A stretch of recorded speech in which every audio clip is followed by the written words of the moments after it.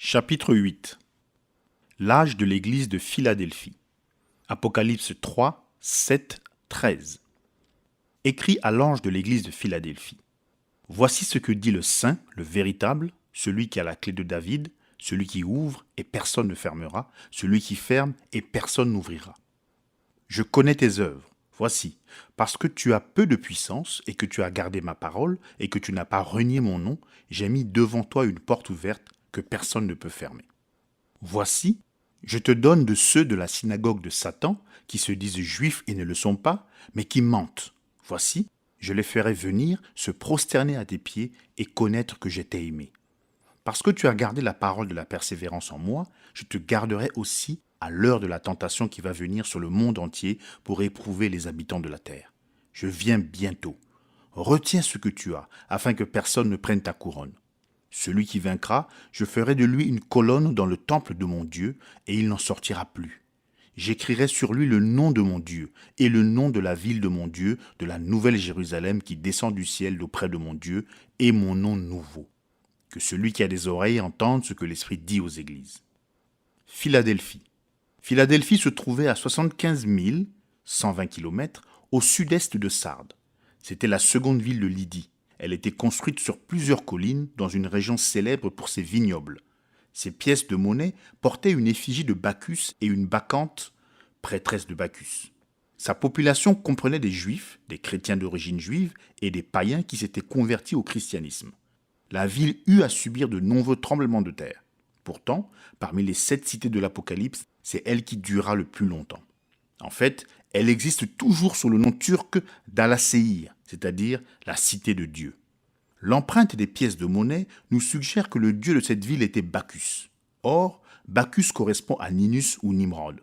Il est celui que l'on pleure, bien que pour la plupart d'entre nous, il évoque les orgies et l'ivresse. Voilà qui répand la lumière dans nos esprits. Nous avons ici une pièce de monnaie qui porte d'un côté le dieu et de l'autre la prêtresse ou prophétesse. Or, jeter une pièce en l'air, est-ce que cela fait une différence si elle tombe d'un côté ou de l'autre? Non, monsieur, c'est toujours la même pièce. Voilà la religion catholique de Jésus et Marie. Mais nous ne pensons pas seulement à Rome. Non, il n'y a pas que la grande prostituée. Certainement pas. En effet, elle est devenue mère par ses fornications. Ses filles sont des pièces de la même frappe.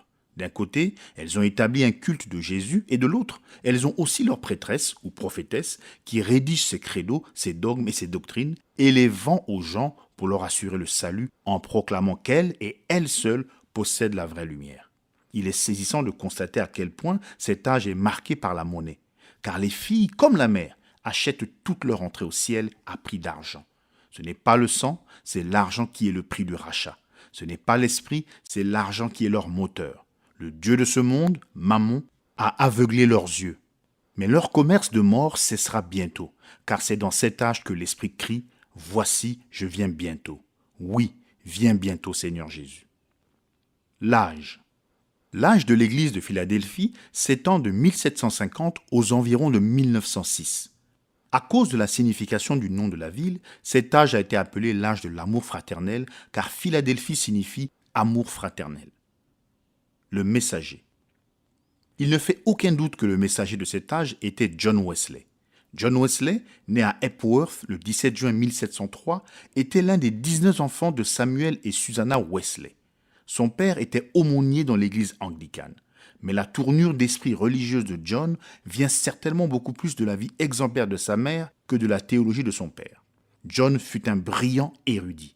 C'est pendant son séjour à Oxford que lui et Charles se joignirent à un groupe exercé spirituellement à adorer Dieu en vivant selon la vérité par une expérience réelle plutôt qu'en se contentant de faire des doctrines leurs normes. Ils firent une sorte de guide spirituel d'œuvres telles que donner aux pauvres, visiter les malades et les prisonniers. C'est pour cela qu'on les affubla par dérision du nom de méthodistes et d'autres noms encore. Or, John voyait combien les peuples du monde avaient besoin de religion et il le vit d'une manière tellement claire qu'il partit comme missionnaire en Amérique, en Géorgie, pour évangéliser les Indiens. Pendant le voyage, il découvrit que de nombreux passagers du bateau étaient des frères moraves.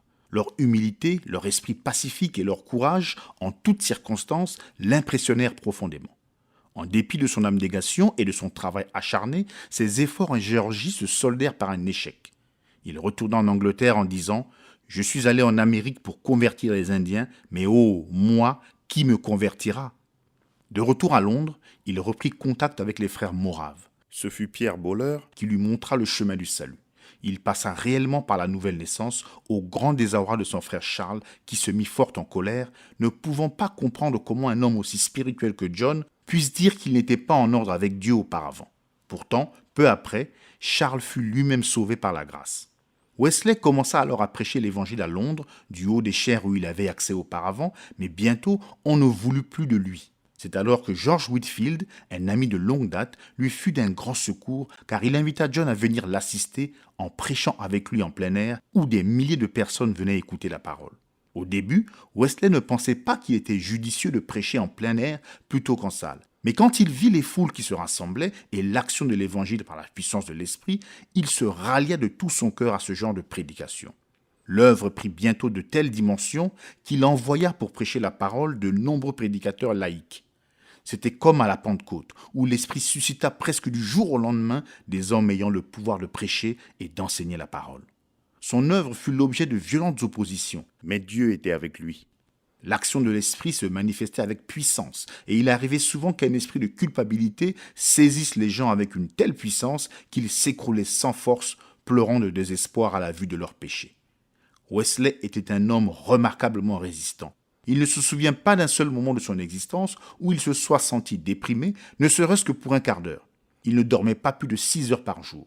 Il se levait assez tôt pour pouvoir prêcher dès 5 heures, et ceci à peu près tous les jours pendant toute la durée de son ministère.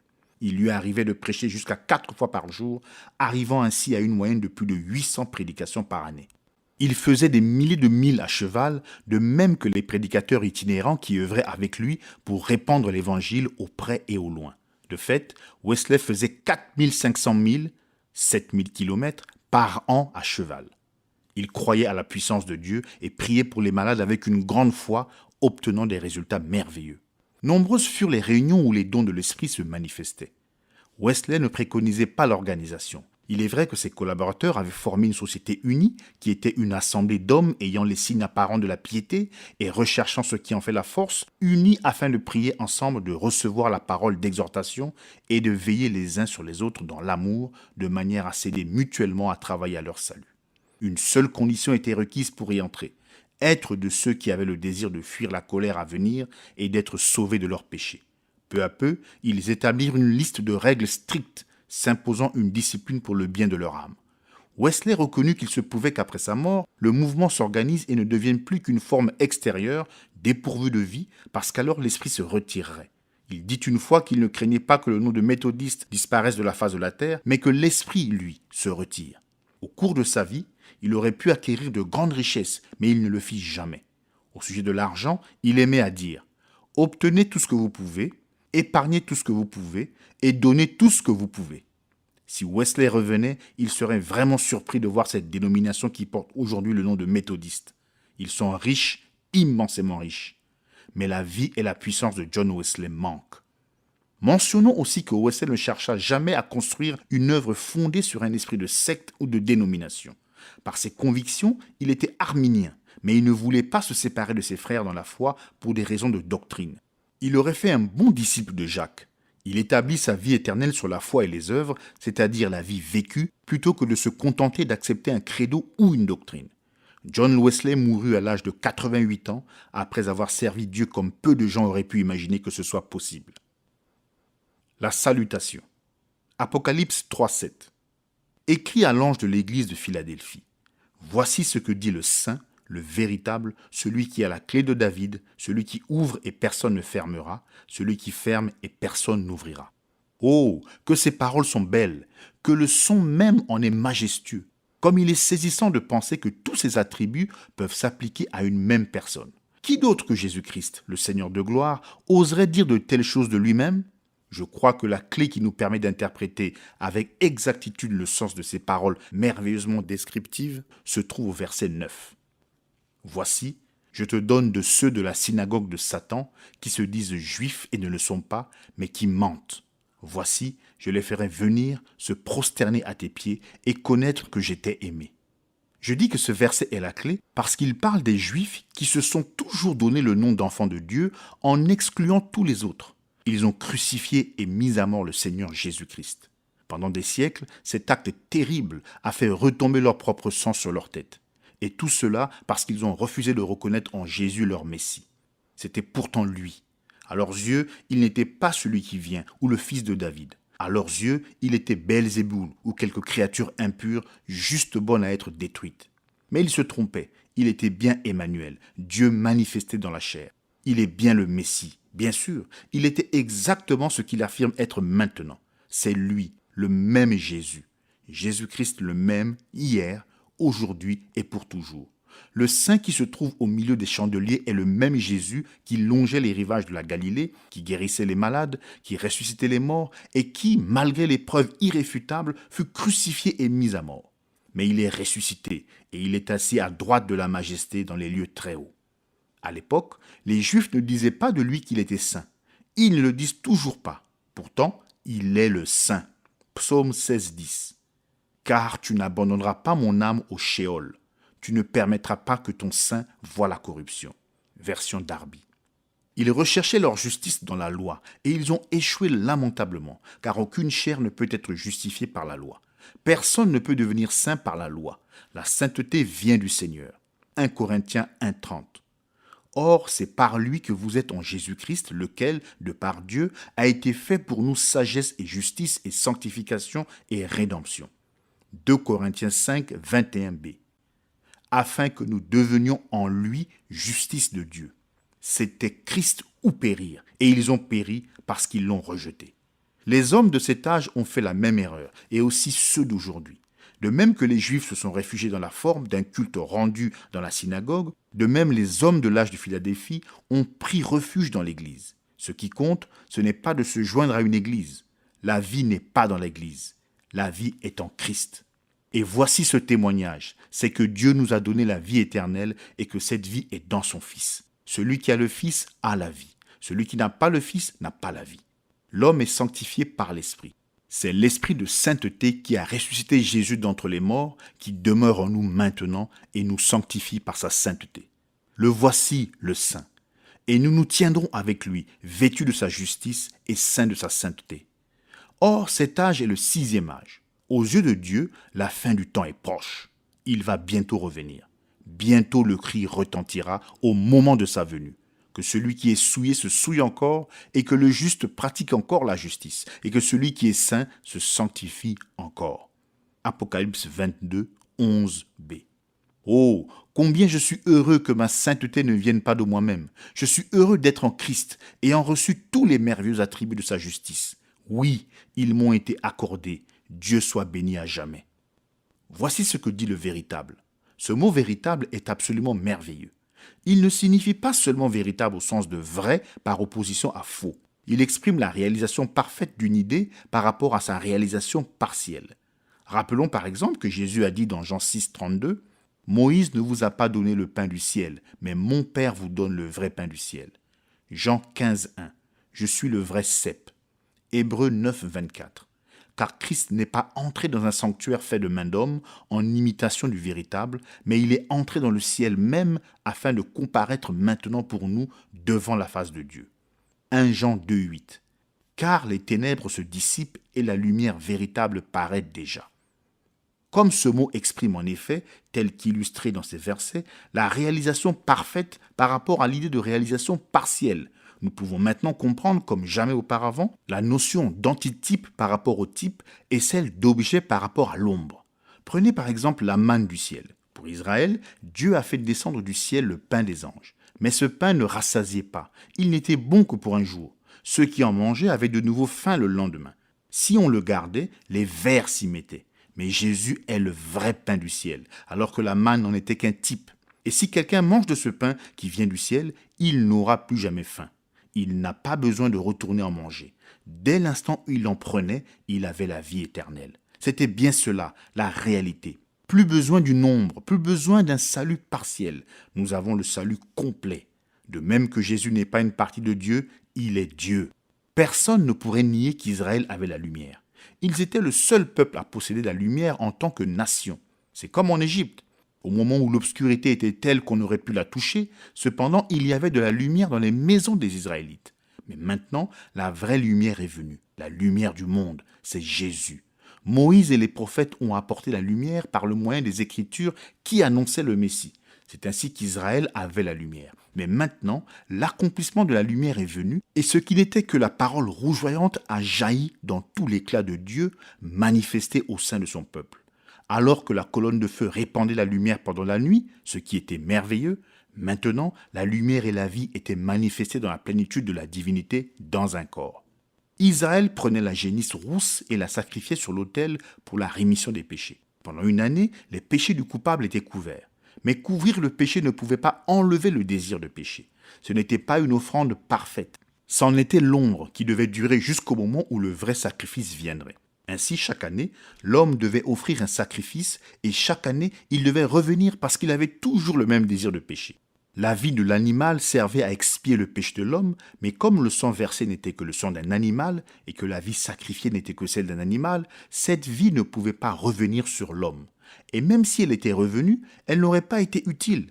Par contre, quand Christ, le substitut parfait, a été offert et que son sang a été versé, alors la vie qui était en Christ est revenue sur le pécheur repentant. Et comme cette vie était la vie parfaite de Christ, juste et sans péché, le coupable était alors libéré, car il n'avait plus le désir de pécher. La vie de Jésus était revenue sur lui. C'est ce que signifie Romains 8,2. La loi de l'esprit de vie en Jésus-Christ m'a affranchi de la loi du péché et de la mort. Mais les Juifs du temps de Jésus ne voulaient pas accepter ce sacrifice. Le sang des taureaux et des boucs n'amenait rien à la perfection. C'était la manière de faire que Dieu avait instituée pour un temps passé. Mais maintenant, Christ était venu dans un corps de chair, alors par son sang versé, il a éliminé le péché et cette offrande qu'il a faite de lui-même nous a rendus parfaits. Les Juifs n'ont pas voulu accepter cela. Mais qu'en est-il de cet âge de Philadelphie ?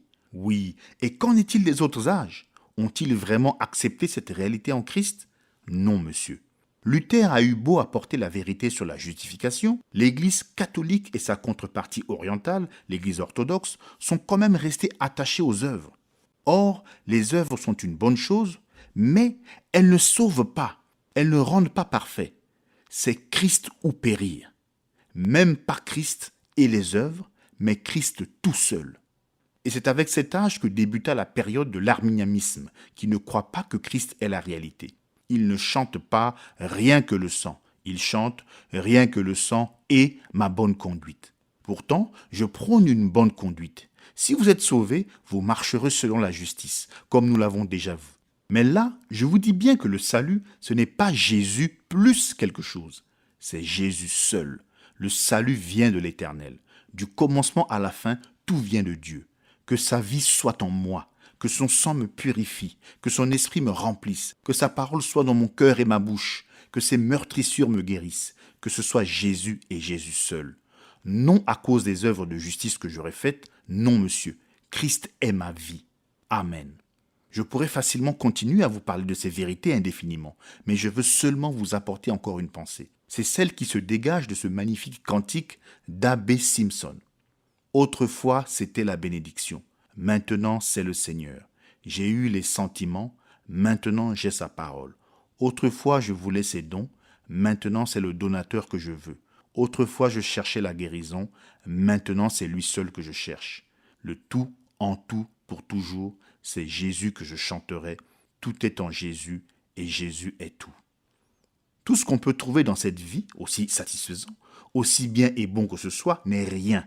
Mais en Christ, vous trouverez la somme de toute la perfection. Tout s'estompe et devient insignifiant à côté de lui. Celui qui a la clé de David. Cette belle proposition suit et provient de la précédente, le véritable. Christ, la réalisation parfaite par rapport à la réalisation partielle, c'est bien cela.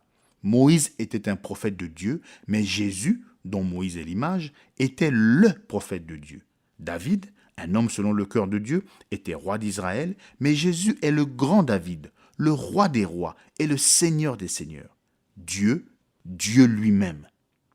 Or, David était de la tribu de Juda, tribu qui ne fournissait pas de sacrificateurs, et pourtant, il mangea des pains de proposition réservés aux sacrificateurs. Il était un grand guerrier, triomphant de ses ennemis et affermissant son peuple. Il était roi, et à ce titre, il s'assit sur le trône. Il était prophète, il était un type merveilleux de Christ. Or, il est dit dans Ésaïe 22, 22, « Je mettrai sur son épaule la clé de la maison de David. Quand il ouvrira, nul ne fermera. Quand il fermera, nul n'ouvrira. » L'Esprit utilise cette référence tirée de l'Ancien Testament concernant le Seigneur Jésus-Christ et son ministère dans l'Église. La signification de la clé de David pour ce temps-là n'est qu'une ombre, mais elle a maintenant son accomplissement alors que Jésus se tient au milieu des chandeliers. Tout cela se rapporte à notre Seigneur après sa résurrection et non pas au temps de son pèlerinage terrestre. Mais que signifie cette clé? La réponse se trouve dans la position de la clé. Elle n'est pas dans sa main, elle n'est pas suspendue à son cou, elle n'est pas remise entre les mains d'autres hommes, sinon le verset ne pourrait pas dire que lui seul a l'usage de cette clé, car lui seul ouvre et ferme, et personne n'a ce droit à part Jésus lui-même. Pas vrai? Mais où est la clé? Elle est sur son épaule. Mais pourquoi l'épaule? Lisez Ésaïe 9,6. Et le gouvernement sera sur son épaule. Version Darby. Qu'est-ce que cela signifie? Voici la réponse. L'expression « le gouvernement sur son épaule » vient de la cérémonie du mariage, telle qu'elle est pratiquée en Orient. Au moment où la mariée est confiée au marié, elle enlève son voile et le place sur les épaules du marié. Ce geste signifie non seulement qu'elle se soumet à lui, c'est-à-dire qu'elle lui abandonne ses propres droits, qu'il est le chef, mais aussi qu'il porte la responsabilité, qu'il prendra soin d'elle et que lui et lui seul, personne d'autre, aucun autre homme, aucune autre puissance, n'a sur elle aucun droit ni aucune responsabilité. Et la clé de David, bien-aimé, c'est cela. Comme il est souverain, Dieu, par un décret divin, connaissait à l'avance très précisément ce qui ferait partie de son épouse. Il l'a choisie. Ce n'est pas elle qui l'a choisie. Il l'a appelée. Elle n'est pas venue d'elle-même. Il est mort pour elle. Il l'a lavée par son propre sang. Il a payé le prix pour elle. Elle lui appartient et n'appartient qu'à lui seul. Elle lui appartient complètement et il en accepte la responsabilité. Il est son chef, car Christ est le chef de son Église. De même que Sarah appelait Abraham Seigneur, ainsi l'épouse est heureuse qu'il soit son Seigneur. Il parle et elle obéit, car cela fait sa joie. Mais les hommes ont-ils pris garde à cette vérité? Ont-ils eu quelque considération pour sa personne qui, elle seule, possède toute autorité souveraine sur son Église? Je dis non, car dans chaque âge, l'Église a été gouvernée par une hiérarchie, un clergé, une succession apostolique qui fermait la porte de la grâce et du pardon à qui elle voulait et qui, au lieu d'assumer avec amour la responsabilité de l'Église, a fait de l'Église sa proie et l'a détruite dans son ardeur mercenaire. Le clergé vivait dans le luxe, alors que la pauvre Église n'avait pour se nourrir que les résidus de leur violence. Et tous les âges ont fait de même. Chacun s'est mis sous le joug de l'organisation, remettant le gouvernement à des hommes et livrant l'Église à ce gouvernement. Si des gens osaient se soulever, on usait de violence pour les faire taire ou on les exilait. Chaque dénomination est animée du même esprit. Chaque dénomination jure que c'est elle qui a la clé du gouvernement de l'Église. Chaque dénomination prétend que c'est elle qui ouvre la porte. Mais ce n'est pas vrai. C'est Jésus et Jésus seul. C'est lui qui place les membres dans le corps. C'est lui qui suscite les ministères parmi eux. Il met ses dons à la disposition de son épouse. Il prend soin d'elle et il la conduit. Elle n'appartient qu'à lui seul et il n'en a pas d'autre. Combien l'Église de cet âge dans lequel nous vivons se trouve loin de la réalité. Et le jour vient bientôt où les hommes même qui prétendent maintenant parler au nom de l'Église s'élèveront dans le mouvement œcuménique pour mettre à la tête de leur organisation un antichrist en chair et en os, un antichrist qui déposera le Seigneur. Et le Christ, lui, nous le trouverons en dehors de l'Église disant « Voici, je me tiens à la porte et je frappe. Si quelqu'un entend ma voix et ouvre la porte, j'entrerai chez lui, je souperai avec lui et lui avec moi. » Apocalypse 3:20. Mais laissez-moi dire ceci, on ne met pas notre Seigneur en échec. Les hommes prétendent ouvrir la porte à Dieu et fermer cette porte, mais ce sont des menteurs. Tous ceux que le Père lui a donnés viendront à lui, et celui qui vient à lui ne sera aucunement rejeté. Il ne perdra aucun d'entre eux. Jean 6, 37-39. Et quand le dernier membre élu du corps de Christ sera entré, alors notre Seigneur apparaîtra. La clé de David n'était-il pas le roi d'Israël, de tout Israël? Et Jésus n'est-il pas le fils de David, puisqu'il s'assiera sur le trône de David pendant le millénium et qu'il gouvernera et régnera sur son héritage? C'est certain. Ainsi, la clé de David signifie que c'est Jésus qui établira le millénium. Celui qui tient les clés de la mort et du séjour des morts ressuscitera les siens pour qu'ils aient part à son règne de justice sur la terre.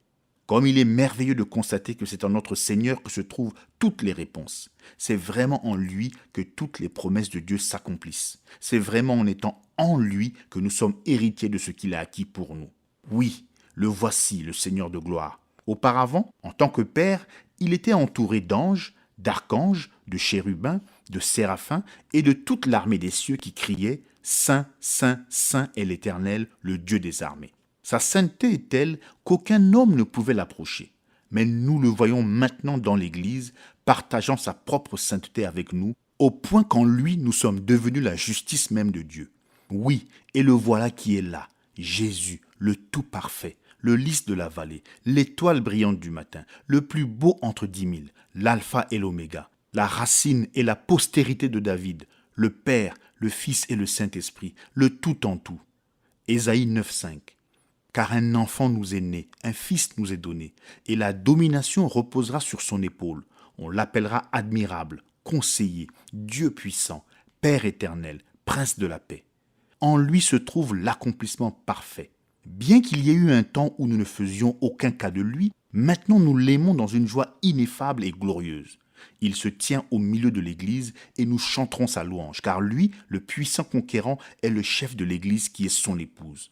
Il a racheté cette épouse, elle lui appartient, elle est à lui seul, et il y prend soin d'elle. Il est notre roi et nous sommes son royaume, son bien éternel. Or, vous vous rappellerez qu'au début du verset 7, j'ai dit que le verset 9 nous aiderait à le comprendre. J'espère que vous avez vu ce que je voulais dire. Jésus s'est présenté comme celui qui est saint, véritable, ou la seule réalité, celui qui a la clé de David, celui qui ouvre et qui ferme, et c'est l'exacte vérité. Ces mots le décrivent parfaitement. Mais les Juifs de ce temps-là l'ont refusé, lui et tout ce qu'il était. Ils ont rejeté leur Sauveur et tout ce qu'il était pour eux. Et les chrétiens de nom ont fait la même chose aujourd'hui. Ils ont fait exactement comme les Juifs. Les Juifs l'avaient crucifié et s'étaient ensuite attaqués aux vrais croyants. Les chrétiens de nom l'ont crucifié à nouveau et ils ont attaqué la vraie Église pour la détruire. Mais Dieu est fidèle et celui qui est au-dessus de tout reviendra. Alors il montrera qu'il est le seul souverain, et alors même qu'il démontrera ce qu'il est au monde et que le monde entier se prosternera à ses pieds, le monde entier se prosternera en même temps aux pieds des saints, démontrant ainsi que les saints avaient raison dans leur position à son égard. Que Dieu soit béni à jamais. L'âge de la porte ouverte. Apocalypse 3,8. Je connais tes œuvres. Voici, j'ai mis devant toi une porte ouverte que personne ne peut fermer, car tu as peu de force, et tu as gardé ma parole, et tu n'as pas renié mon nom. Version Darby. La première proposition de ce verset, je connais tes œuvres, est analysée dans le reste du verset, car leurs œuvres ont un rapport avec la porte ouverte, le peu de force, la parole et le nom. De manière à comprendre toute la richesse du sens contenu dans ces mots, voici, j'ai mis devant toi une porte ouverte que personne ne peut fermer, nous devons maintenant rappeler que chaque âge passe progressivement dans le suivant. Aucun âge ne s'est terminé brusquement et aucun n'a commencé à un moment très précis, mais au contraire, chacun s'est fondu dans le suivant d'une manière imperceptible. La transition entre cet âge et le suivant est particulièrement progressive. Cet âge ne se prolonge pas simplement dans le dernier âge, mais à bien des égards, le dernier âge n'est qu'un prolongement du 6e âge. Le 7e âge, un âge très court, rassemble ses forces pour une œuvre rapide. Tout le mal de chaque âge s'y retrouvera et pourtant aussi toutes les réalités de la Pentecôte. Quand l'âge de Philadelphie arrive presque à sa fin, l'âge de Laodicée vient rapidement amener l'ivraie comme le blé à maturité pour la moisson. Liez d'abord l'ivraie pour la brûler, mais amassez le blé dans mon grenier. Matthieu 13,30. Veuillez bien garder en tête que l'âge de Sardes a marqué le début de la réforme et que cette réforme doit se poursuivre jusqu'à ce que le grain planté à la Pentecôte ait accompli le cycle complet, ayant été planté, arrosé, nourri, etc., jusqu'à ce qu'il ait reproduit la semence d'origine. Pendant ce temps, l'ivraie qui avait été semée devra suivre son propre cycle et être aussi moissonnée. C'est exactement ce que nous voyons se produire. Pensez seulement aux saisons et vous aurez une très bonne image de tout cela. La plante que vous avez vue croître dans toute sa force en été se met tout à coup à monter en graines. On ne peut pas dire à quel moment exact l'automne a pris la place de l'été. Le passage s'est fait de façon imperceptible. Il en est de même pour les âges de l'Église et plus particulièrement pour les 2 derniers. C'est à cet âge que Jésus dit « Je viens bientôt ». Verset 11. Le dernier âge est donc très court. Laodicée est l'âge de l'œuvre rapide. C'est un âge abrégé. Maintenant, nous allons nous étendre plus spécialement sur la porte ouverte, que personne ne peut fermer. Je veux d'abord arrêter ma pensée sur la porte ouverte au sens de l'immense effort missionnaire de cet âge.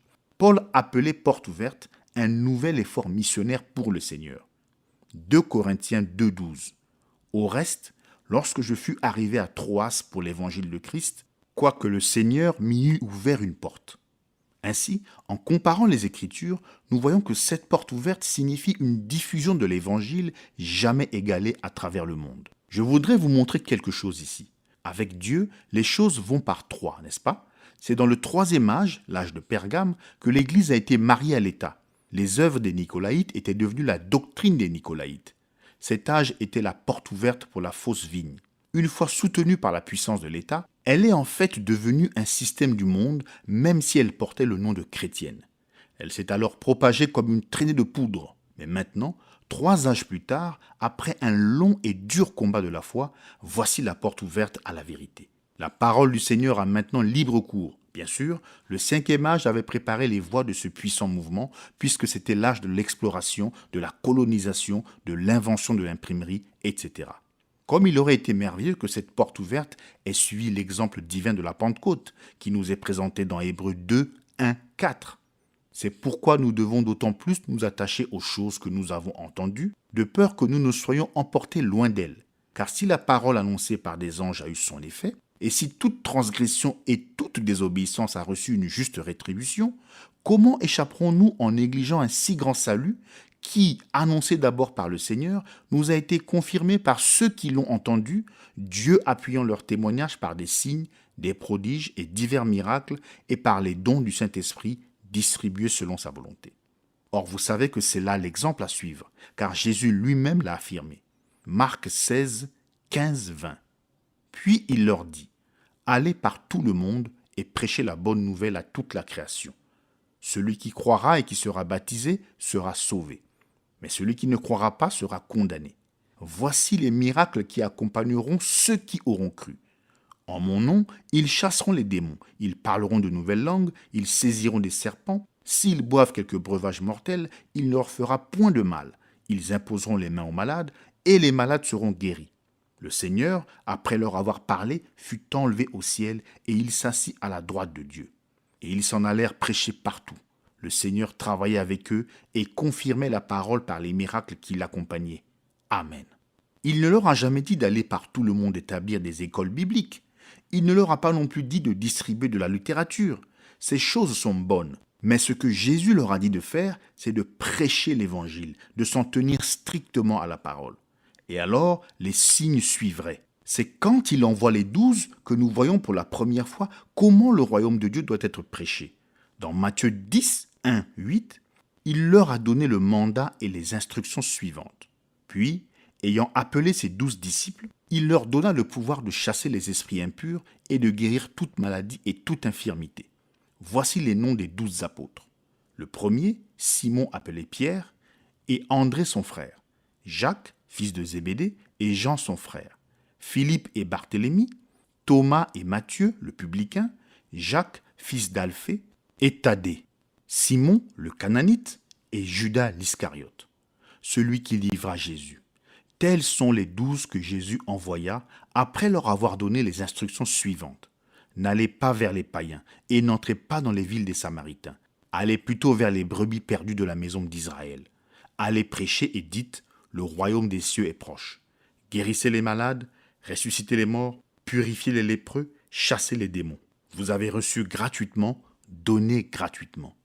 Le ministère qu'il leur a donné était en réalité son propre ministère qu'il a partagé avec eux, car il est dit dans Matthieu 9, 35-38, Jésus parcourait toutes les villes et les villages, enseignant dans les synagogues, prêchant la bonne nouvelle du royaume et guérissant toute maladie et toute infirmité. Voyant la foule, il fut ému de compassion pour elle, parce qu'elle était languissante et abattue, comme des brebis qui n'ont point de berger. Alors il dit à ses disciples, « La moisson est grande, mais il y a peu d'ouvriers. Priez donc le maître de la moisson d'envoyer des ouvriers dans sa moisson. » Or, beaucoup de gens pensent que seuls les apôtres ont reçu ce ministère de la part de notre Seigneur Jésus et qu'ainsi le ministère s'est achevé quand ils sont morts.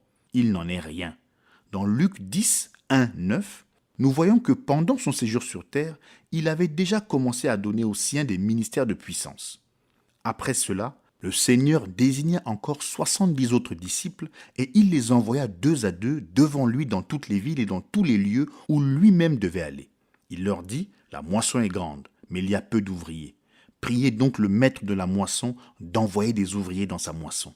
Partez, voici je vous envoie comme des agneaux au milieu des loups. Ne portez ni bourse, ni sac, ni souliers, et ne saluez personne en chemin. Dans quelque maison que vous entriez, dites d'abord que la paix soit sur cette maison. Et s'il se trouve là un enfant de paix, votre paix reposera sur lui. Sinon, elle reviendra à vous.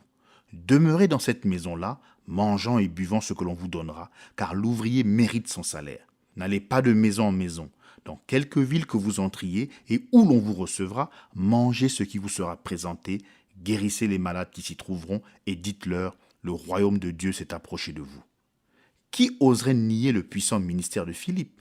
Qui oserait nier les puissants ministères d'Irénée, de Martin, de Colomba, de Patrick et d'une foule d'autres qui ont eu l'onction de Dieu sur eux? Oui, c'est dans la Bible elle-même que nous trouvons le vrai chemin de la porte ouverte. Et je voudrais ajouter mon témoignage à cela. La raison qui me pousse à le faire, c'est que je ne peux parler avec assurance que de ce que Dieu a fait dans ma propre vie.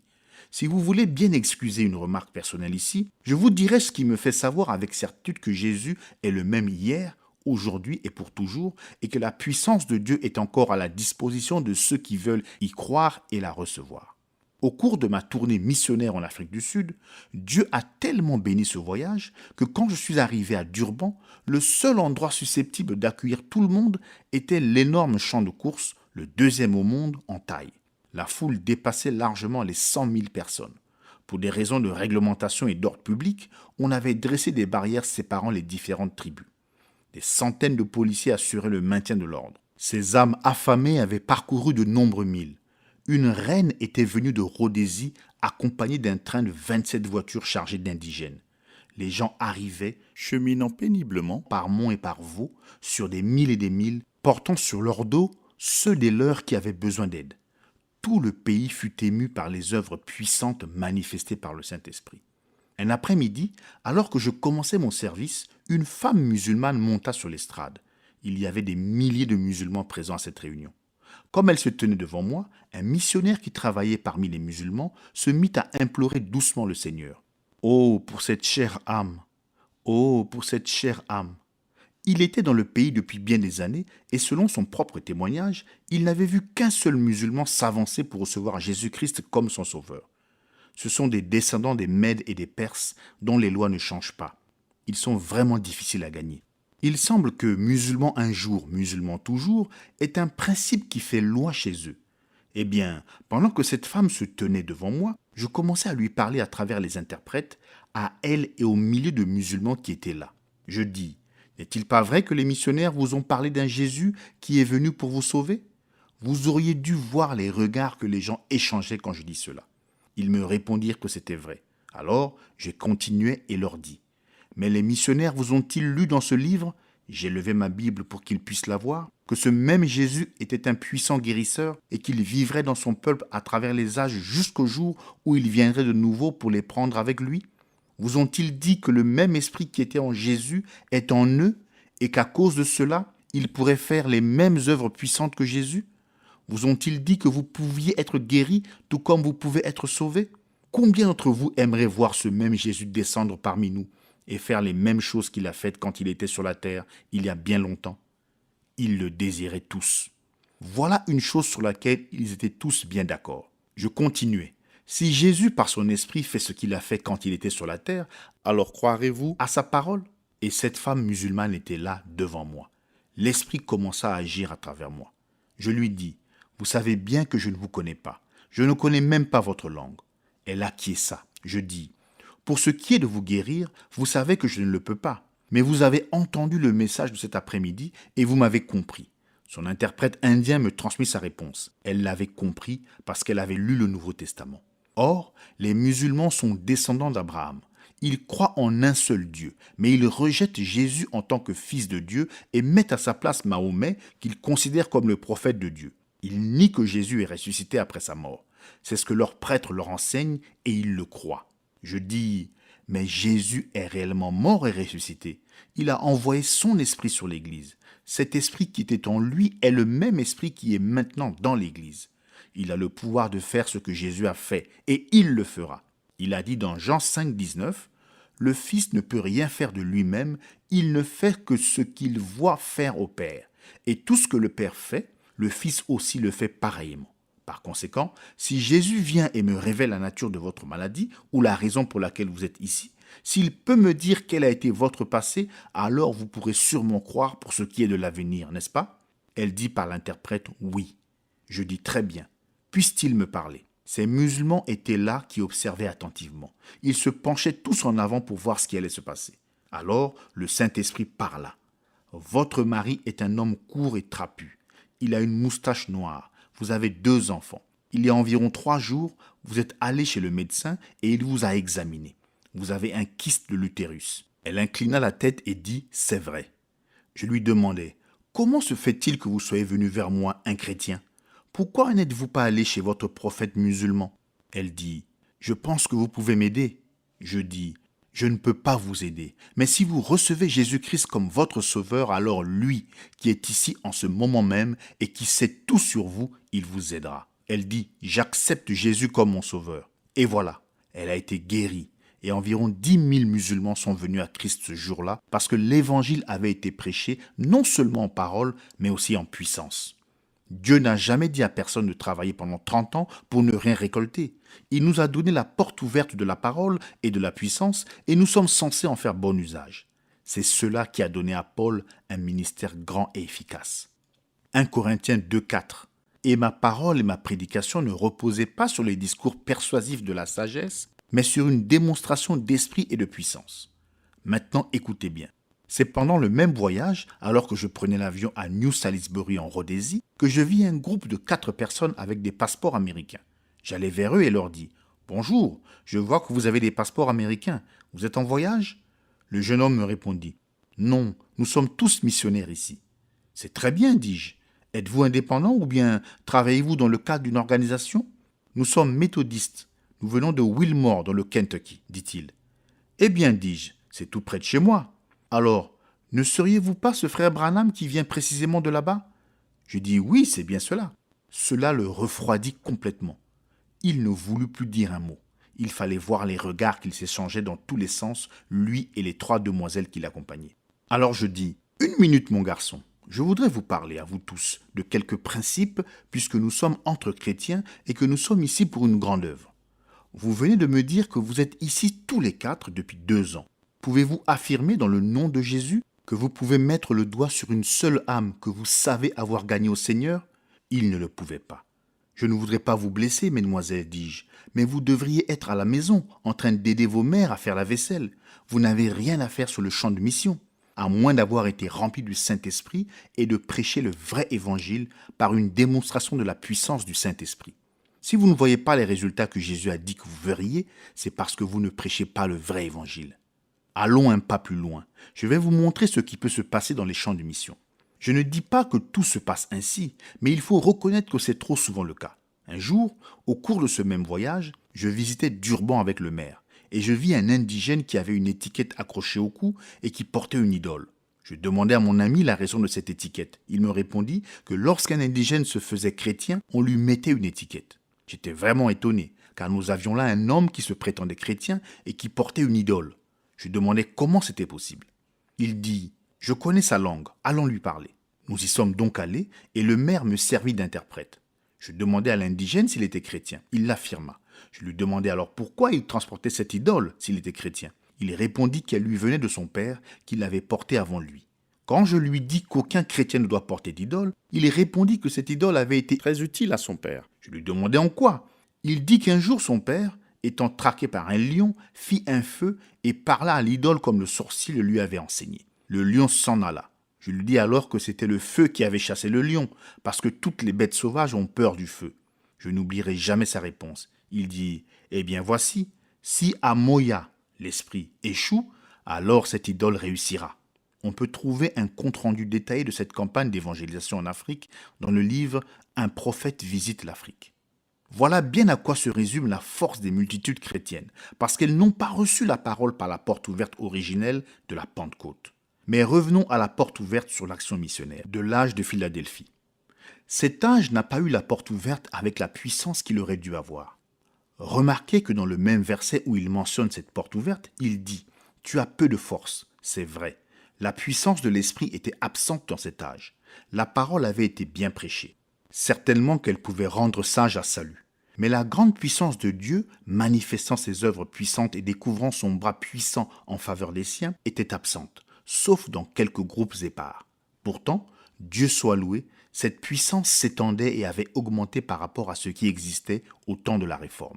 C'est dans cet âge qu'est apparu celui qu'on appelle souvent le père des missions, William Carey, un cordonnier de village qui était pasteur de l'église baptiste particulariste de Moulton, en Angleterre, suscita de profonds remous dans la population en prêchant sur le sujet suivant.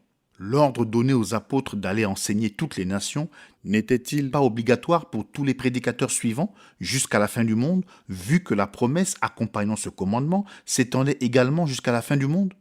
Il fut combattu par les calvinistes qui avaient poussé la doctrine de l'élection à l'extrême, croyant que tous ceux qui doivent être sauvés seront sauvés et que le travail missionnaire était contraire à l'œuvre de l'Esprit. Mais Andrew Fuller aida M. Carey par ses prédications et ses collectes.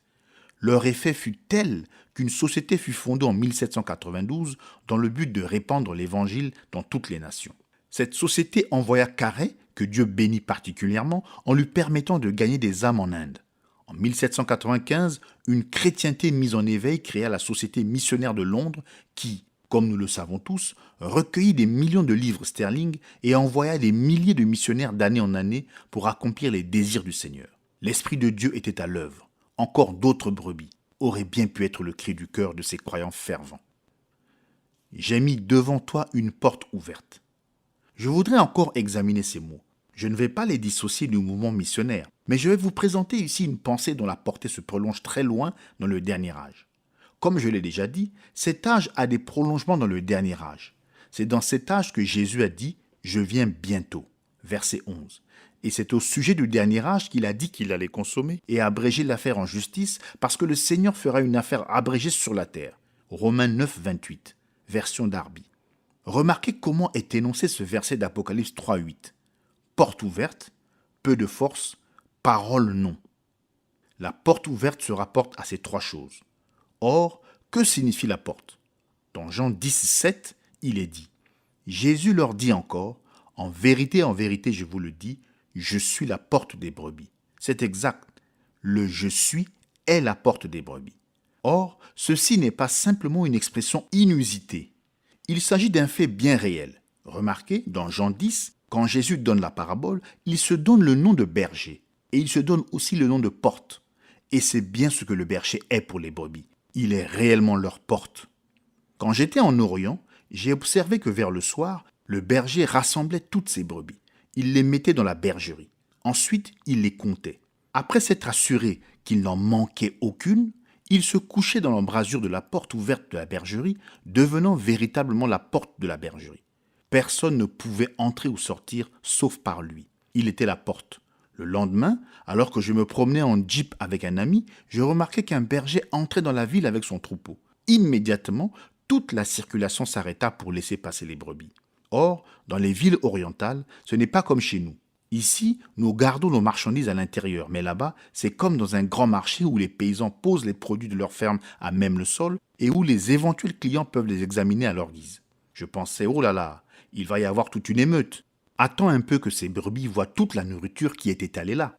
Mais le berger marchait devant elle, et elle se contentait de le suivre fidèlement, pas à pas.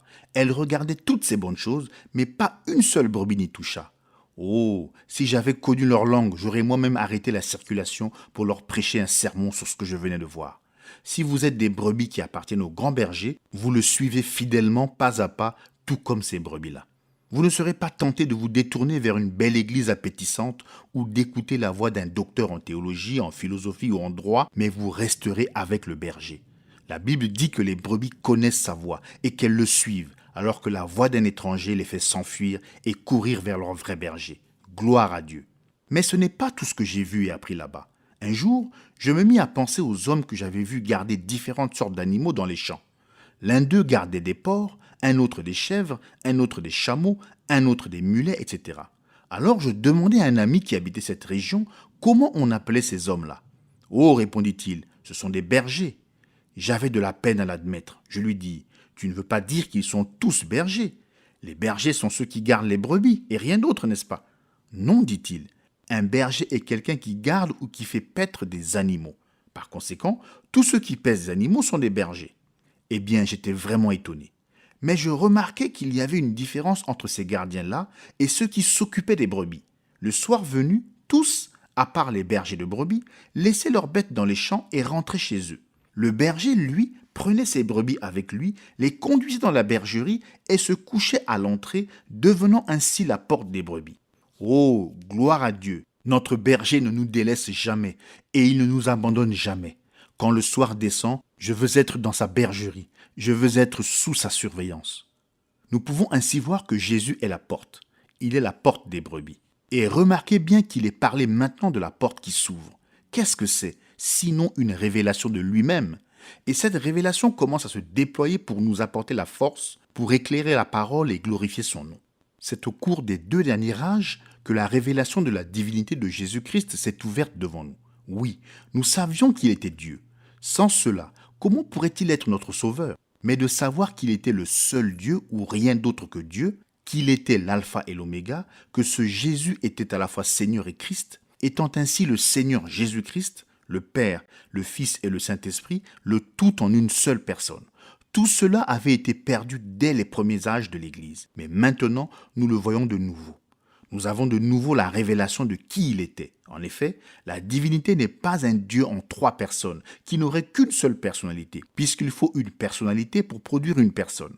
S'il n'y a qu'une personnalité, il n'y a qu'une personne. Par contre, ceux qui croient en 3 personnes ont une divinité en 3 dieux, et ils se rendent ainsi coupables d'avoir violé le premier commandement. Mais la révélation de la divinité nous est revenue. Maintenant, la vraie Église peut de nouveau augmenter en puissance. Après tout ce temps, elle sait enfin qui est son Seigneur. Nous baptisons de nouveau au nom du Seigneur Jésus, tout comme il le faisait à la Pentecôte. Je vais vous raconter un songe que Dieu m'a donné au sujet du baptême trinitaire. Ce n'était pas une vision mais un songe. Vous savez, j'en suis sûr, qu'une des bénédictions des âges de l'Église était de recevoir des songes par le Saint-Esprit, exactement comme on peut recevoir des visions. C'était un samedi matin, vers 3 heures. Je m'étais levé pour donner un peu d'eau à Joseph. Quand je me suis recouché, je me suis tout de suite endormi et j'ai eu ce songe. Je voyais un homme qui était censé être mon père. Il était grand et robuste. Je voyais aussi une femme qui était censée être ma mère, mais qui ne lui ressemblait pas, de même que cet homme ne ressemblait pas à mon père. Cet homme était très méchant avec sa femme. Il avait en main un gros bâton à 3 arêtes. Vous savez, c'était comme la bûche triangulaire qu'on obtient quand on fend un rondin à la hache pour en faire du bois de chauffage. Il frappait sa femme avec ce bâton jusqu'à ce qu'elle tombe. Et pendant qu'elle gisait en pleurs sur le sol, il marchait alentour en bombant le torse et le visage empreint d'un tel orgueil et d'une telle vantardise qu'il semblait particulièrement fier, content d'avoir tabassé une pauvre femme. Chaque fois qu'elle essayait de se relever, il la frappait. Comme je n'étais pas du tout d'accord avec ce qu'il faisait, je pensais à l'arrêter, mais je me suis dit, je ne peux pas m'attaquer à cet homme, il est bien trop grand.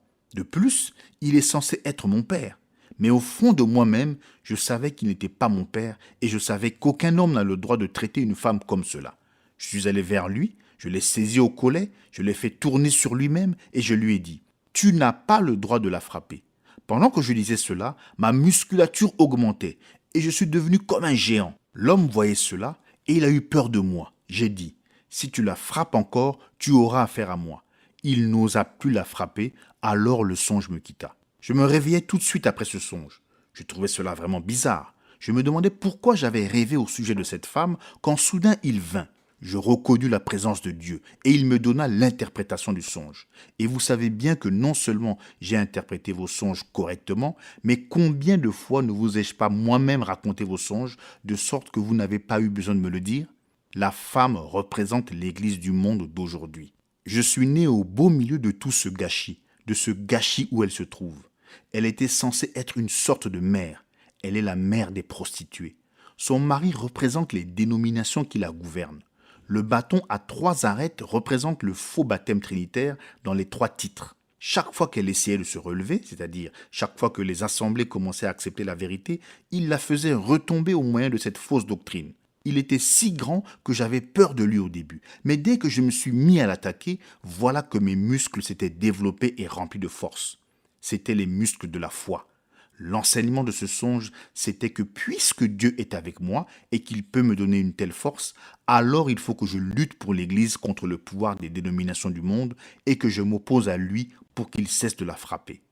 Je ne cherche pas du tout à construire une doctrine à partir d'un songe. Je ne cherche pas non plus à confirmer par un songe l'exactitude d'une doctrine que je soutiens. On peut voir l'unité de la divinité de Genèse 1.1 à Apocalypse 22.21. Mais les gens ont été aveuglés par un dogme de la Trinité, contraire à l'Écriture, et ce dogme est accepté d'une manière tellement universelle qu'il est pratiquement impossible d'essayer de voir la vérité. Un Dieu unique en une personne.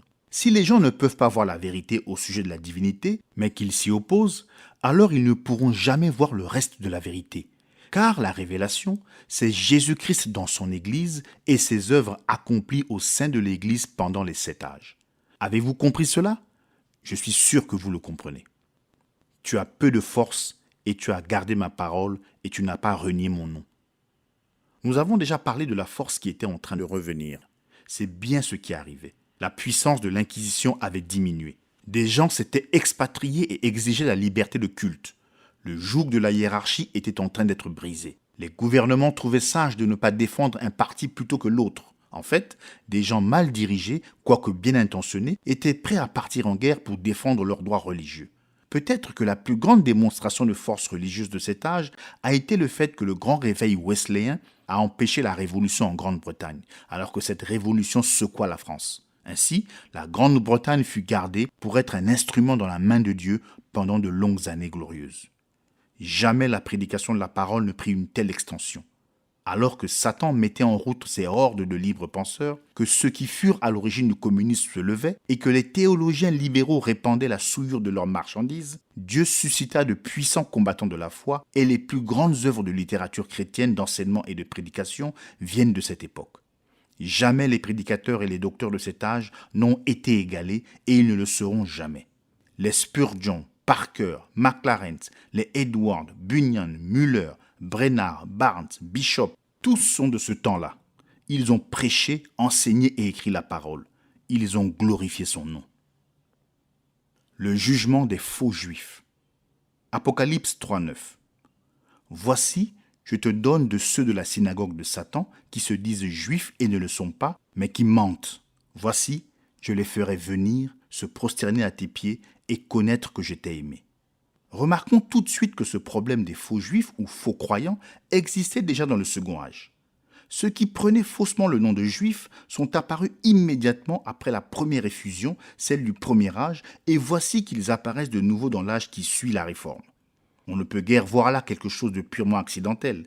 Cela n'a effectivement rien d'un hasard.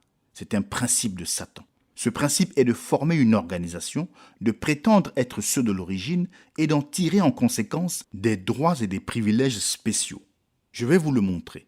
Dans l'âge de Smyrne, il y avait des gens qui mentaient en disant qu'ils étaient des juifs ou des croyants véritables, alors qu'ils ne l'étaient absolument pas. Ils étaient de la synagogue de Satan. Ils étaient le groupe organisé de Satan. Car c'est dans cet âge que nous voyons des ministres prendre un pouvoir injustifié sur leurs frères dans le ministère, des évêques établis par district au-dessus des anciens. Ensuite, nous avons vu que dans le troisième âge, il y avait bien un endroit appelé le trône de Satan. Cet âge-là nous a donné le mariage de l'Église avec l'État. Appuyée par la puissance de l'État, l'Église devint réellement invincible sur le plan physique. Mais Dieu brisa cette emprise en dépit de la puissance de l'État et la réforme apporta une grande lumière. Mais que s'est-il passé ? Les luthériens se sont organisés et joints à l'État et nous voyons de nouveau la synagogue de Satan manifestée dans ce sixième âge. Bien sûr, ceux de cette synagogue n'admettront pas qu'ils sont de Satan. Non, monsieur. Ils disent qu'ils sont de Dieu, mais ils mentent, car celui qui est un vrai juif, et c'est ce qu'il prétendait être, c'est celui qui est juif intérieurement, en esprit. Ainsi, s'ils sont de faux juifs, cela signifie qu'ils sont comme il est dit dans Jude 19, n'ayant pas l'esprit. Les enfants de Dieu sont nés de l'esprit. Ceux-ci n'ont pas l'esprit et par conséquent, ce ne sont pas des enfants de Dieu, malgré toutes leurs protestations et quoi qu'ils fassent pour essayer de prouver qu'ils le sont. Ils sont morts. Ce sont des enfants de l'organisation. Ils ne portent pas les fruits véritables. Ils sont édifiés sur la base de leur propre credo, dogme et doctrine, et la vérité n'est pas en eux, car ils ont mis leur propre dessein au-dessus de la parole de Dieu. Je vais vous montrer ce que je me suis efforcé d'enseigner tout au long de cet exposé au sujet des deux vignes qui proviennent de deux esprits différents. Cette fois, prenons l'exemple de Jésus et de Judas. Jésus était le Fils de Dieu. Judas était le fils de perdition. Dieu est entré en Jésus, Satan est entré en Judas. Jésus avait un ministère plein du Saint-Esprit, car vous savez comment Dieu a oint du Saint-Esprit et de force Jésus de Nazareth qui allait de lieu en lieu, faisant du bien et guérissant tous ceux qui étaient sous l'emprise du diable, car Dieu était avec lui. Acte 10, 38. Il est dit, il, Judas, était compté parmi nous, et il avait part au même ministère. Acte 1, 17. Matthieu 10, 1. Puis, ayant appelé ses 12 disciples, il leur donna le pouvoir de chasser les esprits impurs et de guérir toute maladie et toute infirmité. Cet esprit, qui était en Judas, a poursuivi son chemin tout au long du ministère de Jésus. Puis, tous les deux arrivèrent à la croix. Jésus fut pendu à la croix, donnant volontiers sa vie pour les pécheurs et remettant son esprit à Dieu. Son esprit est allé vers Dieu pour être ensuite déversé dans l'Église à la Pentecôte. Mais Judas s'est pendu et son esprit est retourné à Satan. Mais après la Pentecôte, ce même esprit qui était en Judas est descendu dans la fausse vigne qui pousse côte à côte avec la vraie vigne. Mais remarquez, l'esprit de Judas n'est pas arrivé jusqu'à la Pentecôte. Il n'est jamais allé recevoir le Saint-Esprit. Cela lui était impossible. Mais que recherchait cet esprit de Judas? Il recherchait la bourse pleine d'or. Comme il aimait l'argent, il l'aime toujours. S'il s'agite de ci, de là au nom de Jésus, accomplissant de grandes choses et tenant d'importantes réunions, ce qui compte le plus pour lui, c'est encore l'argent, les bâtiments, l'instruction et tout ce qui est de conception purement matérialiste. Observez bien l'esprit qui est sur eux et ne vous laissez pas séduire. Judas faisait partie des 12 et il faisait des miracles lui aussi, mais il ne possédait pas l'Esprit de Dieu pour lui-même. Ce qu'il avait, c'est un ministère. Il n'est jamais allé jusqu'à la Pentecôte car il ne faisait pas partie de la vraie semence. Il n'était pas un véritable enfant de Dieu. Non, monsieur. Et maintenant même, c'est comme cela que les choses se passent dans la synagogue de Satan. Ne vous laissez pas séduire. Vous ne vous laisserez pas séduire si vous faites partie des élus mêmes. Jésus a dit que vous ne vous laisseriez pas séduire. Oui, ces gens disent qu'ils sont des chrétiens, mais ils n'en sont pas. Je les ferai venir se prosterner à tes pieds et connaître que je t'ai aimé. 1 Corinthiens 6, 2. Ne savez-vous pas que les saints jugeront le monde? Il n'y aura pas seulement 12 apôtres assis sur 12 trônes, jugeant les 12 tribus d'Israël, mais les saints également jugeront le monde. C'est là que ceux qui prétendent appartenir à Dieu et qui prétendent que Dieu les aime verront exactement qui est enfant de Dieu et qui est aimé du Fils. Oui, le jour vient où tout cela sera rendu manifeste. Ceux qui actuellement gouvernent le monde, dans une certaine mesure, et qui, pendant le dernier âge, érigeront à la bête une image au moyen de laquelle ils gouverneront vraiment le monde, ceux-là seront humiliés un jour, quand Jésus viendra avec ses saints pour juger le monde selon la justice. C'est exactement ce que nous avons vu dans Matthieu 25, où tous ceux qui ont manqué la première résurrection comparaîtront devant le juge et son épouse. L'éloge et la promesse. Apocalypse 3:10. Parce que tu as gardé la parole de ma patience, moi aussi, je te garderai de l'heure de l'épreuve qui va venir sur la terre habitée tout entière pour éprouver ceux qui habitent sur la terre. Version Darby. Qu'entend-il par la parole de sa patience? Hébreux 6, 13, 15. Car lorsque Dieu fit la promesse à Abraham, puisqu'il n'avait personne de plus grand par qui jurer, il jura par lui-même, disant « Certes, en bénissant je te bénirai, et en multipliant je te multiplierai. » Et ainsi, Abraham, ayant eu patience, obtint ce qui avait été promis. Version Darby. Voyez-vous, l'Esprit parle de la parole de Dieu qui nous est donnée. Attendre l'accomplissement de cette parole demandait de la patience, comme cela a été le cas pour Abraham. Il a persévéré comme voyant celui qui est invisible. Il a été patient et à la fin, la parole s'est accomplie. Voilà comment Dieu enseigne la patience à son peuple. Bien sûr, s'il accomplissait sa parole par une manifestation matérielle au moment même où vous priez, vous n'apprendriez jamais la patience, mais vous deviendriez encore plus impatient face à la vie. Laissez-moi vous présenter cette vérité de façon encore plus complète. Hébreux 11, 17. C'est par la foi qu'Abraham offrit Isaac lorsqu'il fut mis à l'épreuve et qu'il offrit son fils unique, lui qui avait reçu les promesses, la parole de Dieu. C'est bien cela. Abraham a été mis à l'épreuve. après avoir reçu la parole de la promesse. La plupart pensent que dès le moment où nous prions dans le nom de Jésus pour recevoir les bonnes promesses de Dieu, il ne peut pas y avoir de mise à l'épreuve. Mais ici, il est dit qu'Abraham a été mis à l'épreuve après avoir reçu la promesse. C'est tout à fait exact, selon le psalmiste qui fait référence à Joseph. Psaume 105, 19. Jusqu'au temps où arriva ce qu'il avait dit, la parole de l'Éternel l'éprouva. Version Darby. Dieu nous a fait les plus grandes et les plus précieuses promesses. Il a promis de les accomplir et il le fera. Mais entre le moment où nous prions et celui où nous recevrons la réponse, nous devons apprendre à recevoir la patience dans notre âme, car c'est seulement dans la patience que nous possédons la vie. Puisse Dieu nous aider à apprendre cette leçon, comme nous savons que ceux du 6e âge ont eux-mêmes appris la patience. Nous pouvons lire la biographie de ces grands chrétiens. Quel contraste nous voyons entre leur vie et la nôtre. Ils étaient si paisibles et patients, alors qu'aujourd'hui, nous sommes emportés par notre impatience et notre hâte.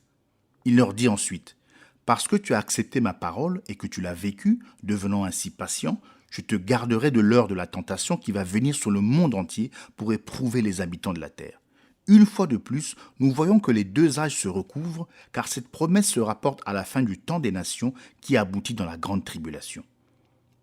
Je te garderai aussi de l'heure de la tentation qui va venir sur le monde entier pour éprouver les habitants de la terre. Ce verset ne déclare pas que la vraie Église entrera dans la tribulation et la subira. Si c'était le cas, il l'aurait dit. Mais il dit « Je te garderai de l'heure de la tentation ». Cette tentation est tout à fait comme la tentation de l'Éden. Ce serait une proposition très attrayante, faite en contradiction directe avec ce qui nous est ordonné dans la parole de Dieu. Pourtant, si on la considère par le raisonnement humain, elle sera tellement juste, elle apportera tellement de lumière et de vie qu'elle séduira complètement le monde. Seuls les élus ne se laisseront pas séduire. La tentation viendra de la manière suivante. Le mouvement œcuménique, qui est parti sur un principe si beau et si béni, en apparence, d'accomplir la prière de Christ que nous serons tous un, devient tellement fort politiquement qu'il fait pression sur les gouvernements pour en arriver à ce que tous s'y rattachent directement ou adhèrent à des principes qu'il a édictés et qui auront reçu force de loi en sorte que personne ne sera reconnu comme étant réellement une église à moins de se soumettre directement ou indirectement à ce conseil œcuménique. Les petits groupes perdront leur statut, leurs privilèges, etc., jusqu'à perdre même leurs biens matériels et leurs droits d'assistance spirituelle. Par exemple, dans beaucoup de villes, si ce n'est dans la plupart, on ne peut pas louer un local pour y tenir des services religieux sans l'approbation du conseil ecclésiastique local. Pour devenir aumônier à l'armée, dans les hôpitaux, etc., il est pratiquement obligatoire d'être reconnu par les groupes trinitaires œcuméniques. À mesure que cette pression s'accroîtra, et elle s'accroîtra effectivement, il deviendra de plus en plus difficile de résister, car résister signifie perdre ses privilèges. C'est pourquoi beaucoup seront tentés de suivre le mouvement, car ils auront le sentiment qu'il est préférable de servir Dieu publiquement dans le cadre de cette organisation, plutôt que de ne pas du tout le servir publiquement. Mais ils se trompent. Croire au mensonge du diable, c'est servir Satan, même si vous voulez lui donner le nom de Jéhovah. Mais les élus ne seront pas séduits. De plus, les élus seront non seulement gardés, mais quand ce mouvement sera devenu l'image érigée à la bête, les saints auront déjà été emportés dans l'enlèvement. Et ce petit mouvement séduisant et plein d'attrait qui avait débuté dans un esprit de communion à Éphèse deviendra le monstre de Satan qui souillera et séduira le monde entier. Car en s'associant, les systèmes des églises catholiques romaines et protestantes auront la haute main sur toutes les richesses et la puissance du système mondial et feront ainsi tomber dans leur piège religieux le monde entier et feront périr ceux qui refusent de marcher avec eux en leur refusant le privilège d'acheter et de vendre, ce qui est indispensable pour pouvoir vivre. Tout cela s'accomplira très simplement, car les filles de la prostituée sont pratiquement déjà retournées auprès d'elle. En attendant, Rome a acquis presque toutes les réserves d'or. Les Juifs ont les titres et tout l'argent. Au temps marqué, la prostituée détruira le système monétaire actuel en faisant rentrer tout l'argent et en exigeant l'or. Sans or, le système s'effondre. Les Juifs seront acculés et entreront dans l'alliance et l'église prostituée prendra le contrôle du monde entier. La promesse faite aux siens. Apocalypse 3, 11, 12. Je viens bientôt.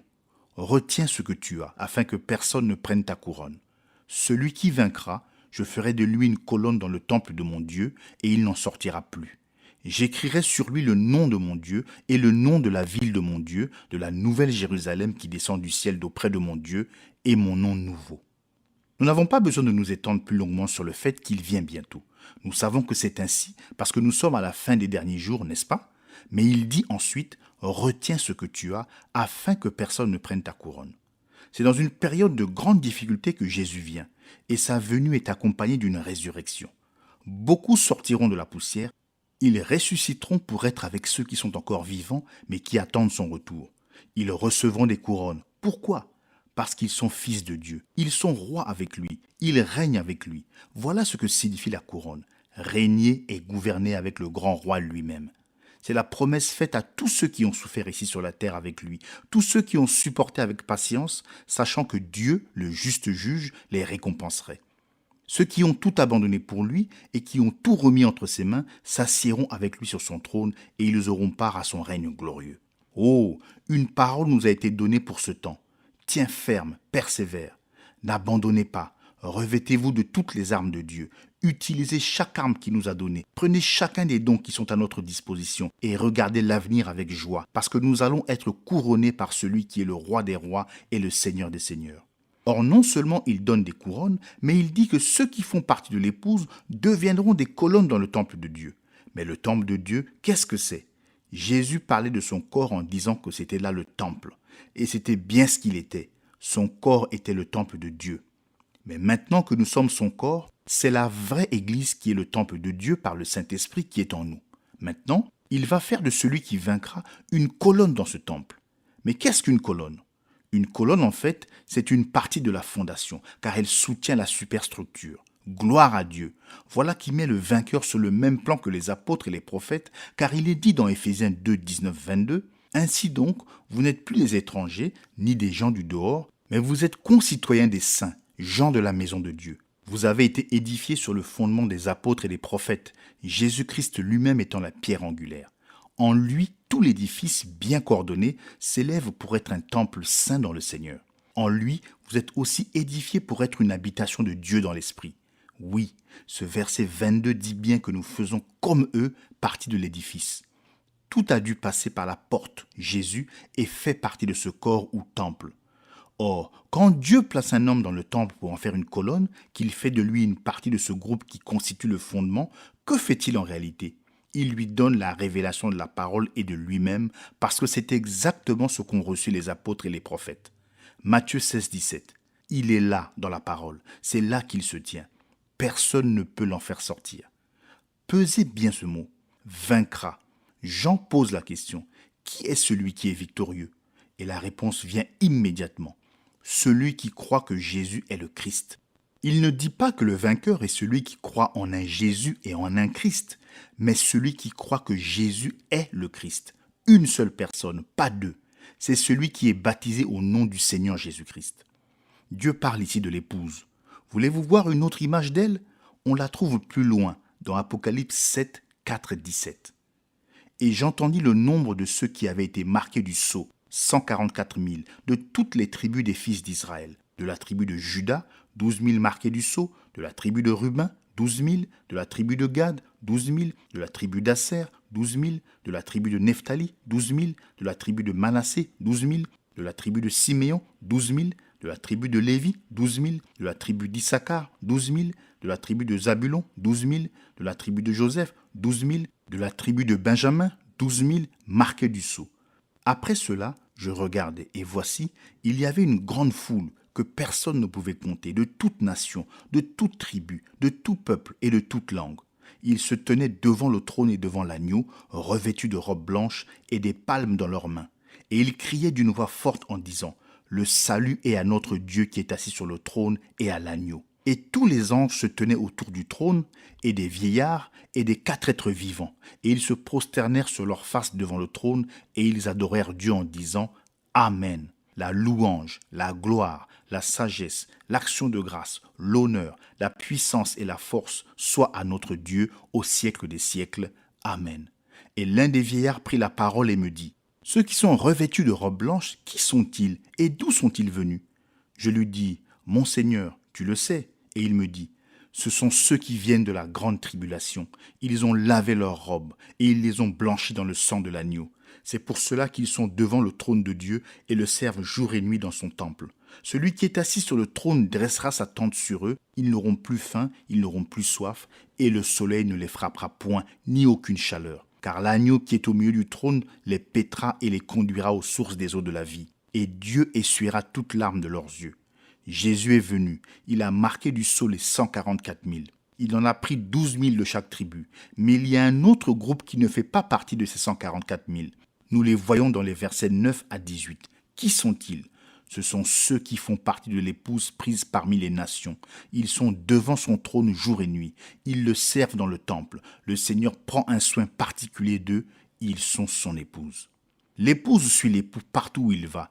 Il ne l'abandonnera jamais. Elle sera toujours à ses côtés. Elle partagera le trône avec lui. Elle sera couronnée de sa gloire et de son honneur.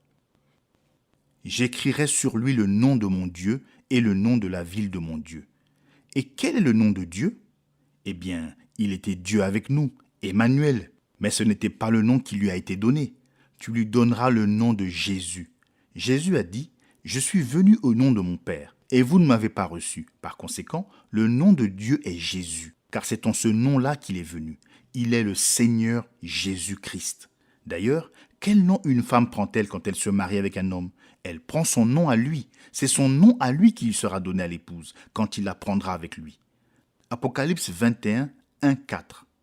Puis je vis un nouveau ciel et une nouvelle terre, car le premier ciel et la première terre avaient disparu, et la mer n'était plus. Et moi, Jean, je vis descendre du ciel, d'auprès de Dieu, la ville sainte, la nouvelle Jérusalem, préparée comme une épouse qui s'est parée pour son époux.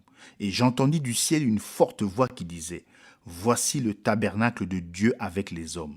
Il habitera avec eux, et ils seront son peuple, et Dieu lui-même sera avec eux et sera leur Dieu. Il essuiera toute larme de leurs yeux, et la mort ne sera plus, et il n'y aura plus ni deuil, ni cri, ni douleur, car les premières choses ont disparu. » Comme c'est merveilleux. Toutes les merveilleuses promesses de Dieu seront accomplies. Ce sera terminé. Le changement aura été accompli. L'agneau et son épouse, définitivement installés dans toute la perfection de Dieu. Décrire cela, qui pourrait le faire ? Personne. Y penser, en rêver, lire ce que la parole en dit ?